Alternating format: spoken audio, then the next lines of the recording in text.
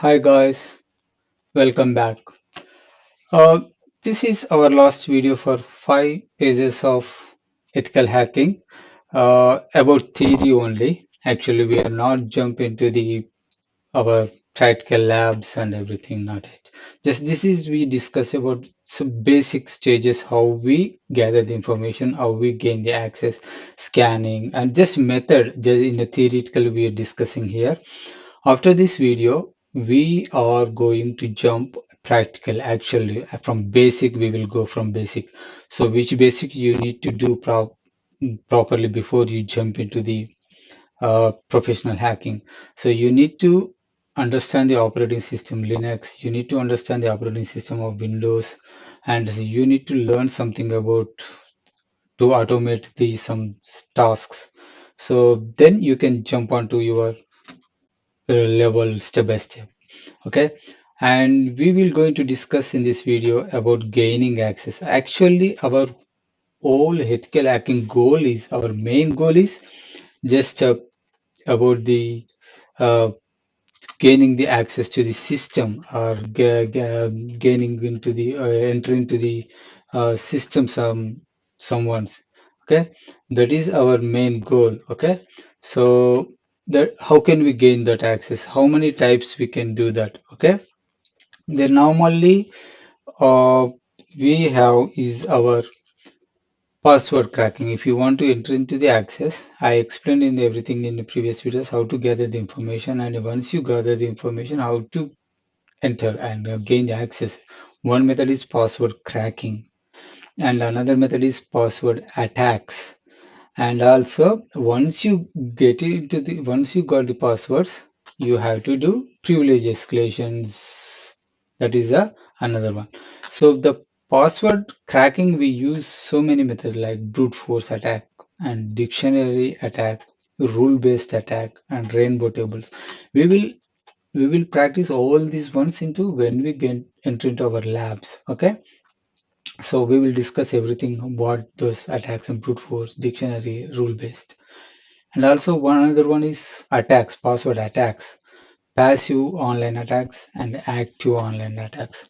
What are the passive actually? Passive means you are not touching that proper, you are not cracking it, or you are not doing something is you are doing for yourself. You just sitting on side and sniffing, wire sniffing, like wire, put the wire shark somewhere and gather the watch the traffic and find out the passwords, and man in the middle attack and reply attacks like sin or something about your emails or something. Okay, those are the passive online attacks. And what is active online attacks? Active online attacks are password guessing, like guessing the default password, like WordPress websites are guessing default router password like Cisco passwords and TP-Link's password. There's so many access points passwords. Those are sometimes people do not configure them. They don't change the default password. They just left it there. Okay, so guessing default password, that is active online attack. And putting the Trojans, spyware, killer. These attacks comes under maintaining the access and also gaining the access. And another one is hash injection, and another one is phishing. So these all active online attacks. Phishing, I explained in previous video, just small video I made it, how to send phishing mail like using social engineering like Instagram. So if you missed that video, please go watch the previous videos. Okay. And offline attack, there is offline attacks also. What is offline attacks is a rainbow. Offline attacks occur when passwords.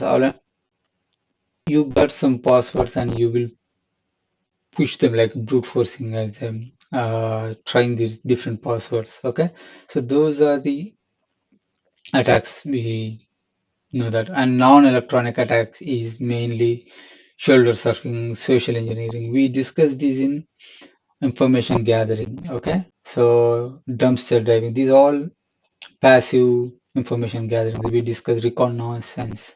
Okay, if you missed that video, Watch that one. So what are the countermeasures for these password things? Okay, do not share. This is a common practice, but most of the people will ignore that. Sometimes they don't follow these all best practices. Most of the people know that, but still they will ignore this. Do not share passwords. Do not use the same password for multiple times. Enable security editing to help monitor track password attacks. If you somebody do any brute force attacks on your systems using to try the password, so you will your Active Directory or your security servers will log everything. So you have to audit those logs. You will find something there. Okay, and do not use clear text protocols with the weak encryption. I explained that is in the previous video. Sometimes people will use LDAP 389 for clear. They don't use encrypted connection with other appliances like NetScaler, like some other global. If they are using any VPNs, they don't use Palo Alto VPN connections, or if they don't use um, F5 VPNs or so many VPNs. Different third parties. They don't use those connections properly using encrypted connection. The most of the people configure just 389. Oh, it's an our network, so who will look into that? But that is very bad practice. And another one is password policy for not more than 30 days. Okay, please keep as low as possible 30 days. Sometimes people will keep 60 days, 90 days. That is very long actually. And monitor the server logs, brute force attacks I explained in the previous one. And also avoid strong passwords in unsecured locations. Avoid storing passwords in unsecured locations. Sometimes they do the backups, but they don't encrypt the backups. So please encrypt the backups. Otherwise, they will restore the backups and they will see that. They without password, they will restore your old backup and they can find everything again. And enable syskey with a storing password encryption. Protect SAM database, your Active Directory database with the encryption. And lockout policy must be configured on your lockout policies, not more than 5 actually. If there is any 5 incorrect logins, you have to disable that account or lock it. So that type of things you need must follow. And these are the only password thing. But what about the privilege escalation? These are maintaining the access after the gaining access into your systems. Okay, keylogger. They will keep software keyloggers or maybe hardware keyloggers and executing the application. They will execute some application. They keep running as a scheduled tasks. Okay, they will configure some scheduled tasks and to maintain the access. So you must monitor all those things. And spyware rootkits and steganography. Steganography is putting payloads and viruses into images, PDF documents, audio files, video files. So there is a lot of things they can do that with using steganography. So that's the main one you need to. Sometimes people think that okay, this is just audio file. No, sometimes they will inject the virus into audio file. When you try to open that audio file, it won't work properly. But the background tasks will our service is runs. Okay, please maintain. So these are the only few of them. There is a lot actually. We will discuss when you're doing the proper labs. So if you are ethical hacker, you gain into the access to the system, and after you submitting the report, you need to clear your tracks.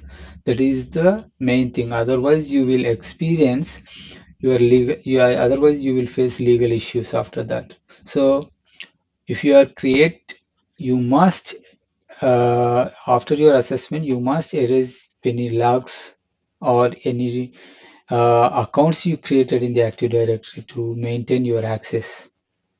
Okay, you must delete those logs and also enable editing if you disable any. Sometimes you don't want to uh, caught by the security or monitor. Sometimes you disable the editing, so you need to make it revert it back. You need to enable the editing again.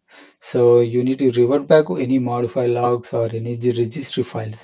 So I know most of the people, ethical hackers, they modify the registry files to hide in the system. So please revert back those. Otherwise, you will face legal issues.